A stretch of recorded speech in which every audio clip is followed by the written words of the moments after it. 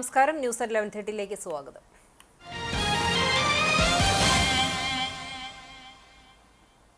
പാക് പ്രകോപനം തുടരുന്ന സാഹചര്യത്തിൽ സാഹചര്യം വിലയിരുത്തുന്നതിനായി ജമ്മുകശ്മീർ മുഖ്യമന്ത്രി മേർ അബ്ദുള്ളയുമായി സംസാരിച്ച് പ്രധാനമന്ത്രി നരേന്ദ്രമോദി.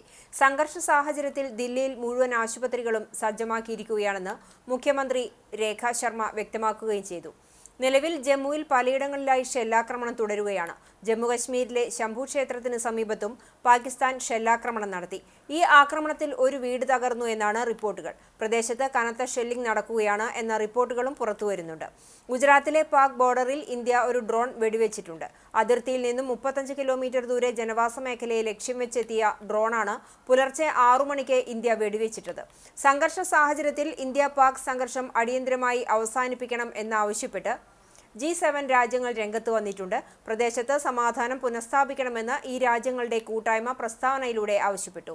ഏപ്രിൽ 22-ന് ജമ്മു കശ്മീരിലെ പഹൽഗാമിൽ 26 വിനോദസഞ്ചാരികളുടെ മരണത്തിനിടയാക്കിയ ഭീകരാക്രമണത്തെ G7 രാജ്യങ്ങൾ അപലപിച്ചു. Canada, France, Germany, Italy, Japan, UK, US, European union എന്നീ കരുത്തരുടെ സഖ്യമാണ് G7. അതേസമയം ഇന്ത്യ പാകിസ്ഥാൻ സംഘർഷം ലഘൂകരിക്കാൻ ആഗ്രഹിക്കുന്നെന്ന് അമേരിക്കൻ പ്രസിഡന്റ് ഡൊണാൾഡ് ട്രംപും വ്യക്തമാക്കി. US സ്റ്റേറ്റ് സെക്രട്ടറി ഇന്ത്യയുമായും പാകിസ്ഥാനുമായും ബന്ധപ്പെട്ടിട്ടുണ്ടെന്നും വൈറ്റ് ഹൌസ് അറിയിച്ചു. പാകിസ്ഥാൻ പ്രധാനമന്ത്രിയുമായി സൗദി വിദേശകാര്യമന്ത്രി ചർച്ച നടത്തി. ഗുരുവായൂരിൽ 2 വീടുകളിൽ മോഷണം. മാവിൻചുവട് 2 വീടുകളിലാണ് മോഷണം നടന്നത്. ഈശ്വരീയം പരമേശ്വരൻ നായരുടെ ഭാര്യ കനകലതയുടെ 3 പവൻ തൂക്കം വരുന്ന മാലയും ചിറ്റിലപ്പള്ളി സെബാസ്റ്റ്യന്റെ വീട്ടിൽ കയറി 2 ഗ്രാമിന്റെ കമ്മലും 500 രൂപയുമാണ് മോഷ്ടാവ് കവർന്നത്. ശനിയാഴ്ച പുലർച്ചെ 5:30ഓടെയായിരുന്നു മോഷണം.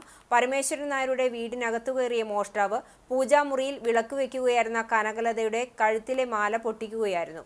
ബന്ധുവീട്ടിൽ നിന്ന് സെബാസ്റ്റ്യനും കുടുംബവും രാവിലെ മകന്റെ വീട്ടിൽ എത്തിയപ്പോഴാണ് വാതിൽ തുറന്നു കിടക്കുന്നത് ശ്രദ്ധയിൽപ്പെട്ടത്. തുടർന്നുള്ള പരിശോധനയിലാണ് 2 ഗ്രാമിന്റെ സ്വർണ്ണക്കമ്മലും 500 രൂപയും നഷ്ടപ്പെട്ടതായി കണ്ടെത്തിയത്. ഇരുവരും ഗുരുവായൂർ പോലീസിൽ പരാതി നൽകി. ഇവിടെ ഉള്ളവരാരുമല്ല, ഇവർക്ക് ഈ വർഷത്തിൽ തന്നെയാണ്. ഇതാണ് പുള്ളി ടീഷർട്ടും മുണ്ടുമാണ്.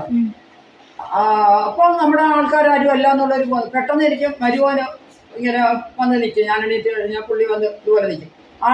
പുള്ളി ഇവിടെ ഇല്ല. സാരി ഇങ്ങനെ തന്നെ അടപ്പുണ്ട്. ഏതിങ്ങനെ അടുത്ത് കുത്തിയിട്ടൊക്കെയാണ് ഇരിക്കുന്നത്. അവനിത് മാറ്റിയിട്ട് മാല എടുക്കാനായിട്ട് അവന് കയ്യിലൊക്കെ നോക്കുന്നുണ്ട്. പക്ഷെ കയ്യിലൊന്നും കിട്ടത്തില്ല. പിന്നെ അപ്പോൾ അതിനിടയ്ക്കൂടെ അവൻ്റെ എൻ്റെ മുഖത്ത് കാതിൽ നോക്കി. അതും കിട്ടുന്ന ലക്ഷണം തോന്നിയില്ലേ. ഇത് എടുക്കുന്നതിൻ്റെ ഇടയ്ക്ക് ഇവന് ഇങ്ങനെ കണ്ടുള്ള സംഭവമല്ലേ. എങ്ങനെയൊക്കെ എനിക്ക് കാണാൻ പറ്റേ. പോലീസിലേക്ക് കൊടുത്തിട്ടില്ലേ? നല്ലപോലെ കാണുന്നതല്ലേ. അവനോട് വന്ന് ഇന്നപ്പത്തിന് കാണുന്നതല്ലേ. ഇവനെല്ലാരും ഇങ്ങനെ വരുമല്ലേ. അങ്ങനെ പക്ഷെ അതിനേക്കാൾ പൊക്കമുള്ളവനാ. ഗുരുവായൂർ ക്ഷേത്രത്തിൽ മെയ് 11 ഞായറാഴ്ച വിവാഹ ബുക്കിംഗ് 200 കടന്നതോടെ ദർശനത്തിനും താലികെട്ട് ചടങ്ങിനും ദേവസ്വം പ്രത്യേക ക്രമീകരണമൊരുക്കും. വൈശാഖ മാസ തിരക്ക് പ്രതീക്ഷിക്കുന്നതിനാൽ ഭക്തർക്ക് സുഗമമായ ക്ഷേത്ര ദർശനവും സമയബന്ധിതമായി വിവാഹ ചടങ്ങുകളും നടത്താനാണ് ദേവസ്വം ക്രമീകരണങ്ങൾ സജ്ജമാക്കുന്നത്. സമയബന്ധിതമായി പൂർത്തിയാക്കാൻ പുലർച്ചെ 5 മണി മുതൽ കല്യാണങ്ങൾ നടത്തും. താലികെട്ടിനായി കൂടുതൽ മണ്ഡപങ്ങൾ സജ്ജമാക്കും. താലികെട്ട് ചടങ്ങ് നിർവഹിക്കാൻ ക്ഷേത്രം കോയിമമാരെ മണ്ഡപത്തിലേക്ക് അധികം നിയോഗിക്കും. വരനും വധുവുമടങ്ങുന്ന വിവാഹ സംഘങ്ങൾക്ക് നേരത്തെ എത്തി ക്ഷേത്രം തെക്കേനടയിലെ പട്ടരുകുളത്തിനോട് ചേർന്നുള്ള റിസപ്ഷൻ കൗണ്ടറിലെത്തി ടോക്കൺ വാങ്ങി പ്രത്യേക പന്തലിൽ വിശ്രമിക്കാം. താലികെട്ട് ചടങ്ങിന്റെ ഊഴമാകുമ്പോൾ ടോക്കൺ നമ്പർ പ്രകാരം ഇവരെ ക്ഷേത്രം സെക്യൂരിറ്റി വിഭാഗം മേൽപ്പുത്തൂർ ഓഡിറ്റോറിയത്തിലേക്കും അവിടെ നിന്നും കല്യാണ മണ്ഡപത്തിലേക്കും പ്രവേശിപ്പിക്കും. വരനും വധുവും കുടുംബാംഗങ്ങളും 4 ഫോട്ടോഗ്രാഫർമാരും ഉൾപ്പെടെ 24 പേർക്ക് പ്രവേശനമുണ്ടാകും. ക്ഷേത്രത്തിൽ ക്രമാതീതമായ ഭക്തജന തിരക്ക് പ്രതീക്ഷിക്കുന്നതിനാൽ പുലർച്ചെ നിർമ്മാല്യം മുതൽ ഭക്തരെ കൊടിമരത്തിന് സമീപം വഴി നേരെ നാലമ്പലത്തിലേക്ക് പ്രവേശിപ്പിക്കും.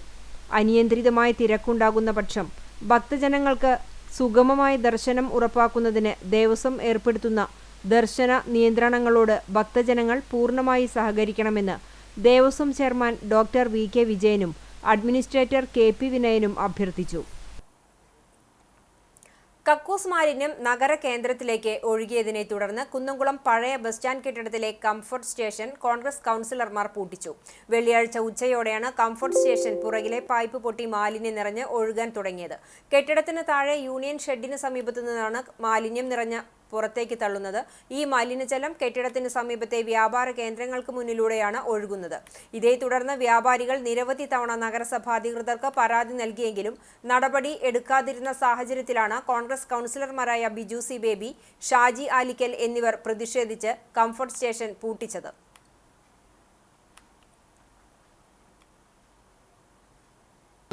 നല്ല നഗരം എന്ന് പറഞ്ഞിട്ട് പൊങ്ങച്ചം പറഞ്ഞ് നടക്കുന്ന നഗരസഭയിലെ കുന്നംകുളം നഗരസഭ.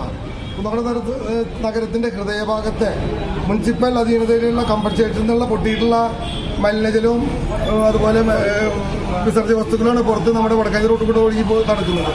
ഇതിനെതിരെ ഒരു നടപടി സ്വീകരിക്കാൻ നഗരസഭയ്ക്ക് കഴിഞ്ഞിട്ടില്ല.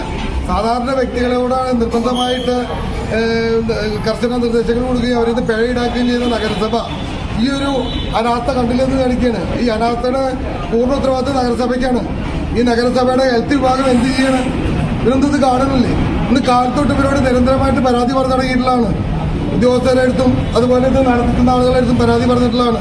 ഒരു നടപടി അവരുടെ നഗരസഭയുടെ ഭാഗത്തുണ്ടായിട്ടില്ല. ഈ സാധാരണ ആളുകളാണ് അതുകൊണ്ട് ബുദ്ധിമുട്ടുന്നത്. ഇവിടെ എത്രയും പെട്ടെന്ന് ഇത് ടാങ്ക് ക്ലീൻ ചെയ്യാതെ ഈ കമ്പൻസേഷൻ തുറന്നാൽ മതി എന്നാണ് ഞങ്ങളുടെ അഭിപ്രായം. അത് തുറക്കാൻ സംഭവിക്കുള്ളൂ. അല്ലാതെ ഈ മലിനജലം മുഴുവൻ പുറത്തേക്ക് സാധാരണക്കാരായ ആളുകൾ നടക്കുന്ന ഭാഗത്ത് മെയിൻ റോഡിലേക്ക് ഒലിച്ചു പോകുന്നത് കണ്ടില്ലേ? നിങ്ങളിതിൽ ക്ലിപ്പെടുത്ത് കണ്ടിട്ടുള്ളതല്ലേ? വടക്കേക്കാട് കൊച്ചന്നംകുളത്തിന്റെ സുരക്ഷാ മുൻകരുതലുകൾ പരിശോധിക്കാനായി Kunnamkulam fire and rescue station officer Vijayakrishnan കുളം സന്ദർശിച്ചു. കൊച്ചന്നംകുളത്തിന്റെ നവീകരണ പ്രവർത്തനങ്ങൾ അവസാന ഘട്ടത്തിലാണ്. വടക്കേക്കാട് ഗ്രാമപഞ്ചായത്തും ചാവക്കാട് ബ്ലോക്ക് പഞ്ചായത്തും ചേർന്ന് 52 ലക്ഷത്തോളം രൂപ ചെലവഴിച്ചാണ് കുളത്തിന്റെ നവീകരണ പ്രവർത്തനങ്ങൾ നടത്തുന്നത്. നിർമ്മാണ പ്രവർത്തനങ്ങളിൽ പോലീസ് ചില സുരക്ഷാ മുൻകരുതലുകൾ കൂടി നിർദ്ദേശിച്ചു. റോഡ് അപകടങ്ങൾ കഴിഞ്ഞാൽ കേരളത്തിൽ ഏറ്റവും കൂടുതൽ അപകടങ്ങൾ ഉണ്ടാകുന്നത് മുങ്ങി മരണങ്ങളാണ്. നീന്തൽ പഠിക്കുക എന്നതാണ് ഏറ്റവും വലിയ പരിഹാരം. ഈ ദൗത്യത്തിൽ പങ്കാളികളായ നാട്ടുകാരെയും കുട്ടികളെയും സ്റ്റേഷൻ ഓഫീസർ അഭിനന്ദിച്ചു. 6ാം ward member Sreedharan Makkalikkal, fire and rescue ഉദ്യോഗസ്ഥർ ശരത്ത്, കോൺട്രാക്ടർ ബാബു, ഉസ്മാൻ പള്ളിക്കരയിൽ, ബിജു കണ്ടംപുള്ളി, മുഹമ്മദ് അലി പള്ളിക്കരയിൽ തുടങ്ങിയവരും ഉണ്ടായിരുന്നു.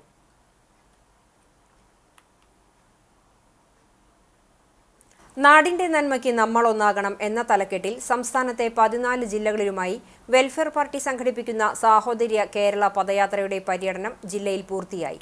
വെൽഫെയർ പാർട്ടി സംസ്ഥാന പ്രസിഡന്റ് റസാഖ് പാലേരിയുടെ നേതൃത്വത്തിലാണ് യാത്ര. ചാവക്കാട് ഒരുമനൂർ തങ്ങൾപ്പടിയിൽ നിന്നും ആരംഭിച്ച് പദയാത്ര ചാവക്കാട് ആശുപത്രി റോഡ് ജംഗ്ഷനിൽ സമാപിച്ചു. തുടർന്ന് നടന്ന പൊതുസമ്മേളനം വെൽഫെയർ പാർട്ടി സംസ്ഥാന ജനറൽ സെക്രട്ടറി ജബീന ഇർഷാദ് ഉദ്ഘാടനം ചെയ്തു. വെൽഫെയർ പാർട്ടി സംസ്ഥാന കമ്മിറ്റി അംഗം ഷംസീർ ഇബ്രാഹിം മുഖ്യപ്രഭാഷണം നടത്തി. ഗുരുവായൂർ മണ്ഡലം പ്രസിഡന്റ് ഫൈസൽ ഉസ്മാൻ അധ്യക്ഷത വഹിച്ചു. പാർട്ടി ജില്ലാ president KS Nisar, general secretary Raqeeb K തറയിൽ, ജില്ലാ വൈസ് പ്രസിഡന്റ് സരസ്വതി വലപ്പാട് തുടങ്ങിയവർ സംസാരിച്ചു.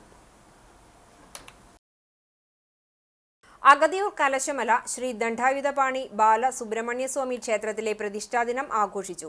ചടങ്ങുകൾക്ക് ക്ഷേത്രം തന്ത്രി ചേറ്റുപുഴ അഭേദാനന്ദാശ്രമം മഠാധിപതി വിശ്വേശ്വരാനന്ദ സരസ്വതി സ്വാമികൾ, ക്ഷേത്ര മേൽശാന്തി രാജു ശാന്തി എന്നിവർ കാർമ്മികത്വം വഹിച്ചു.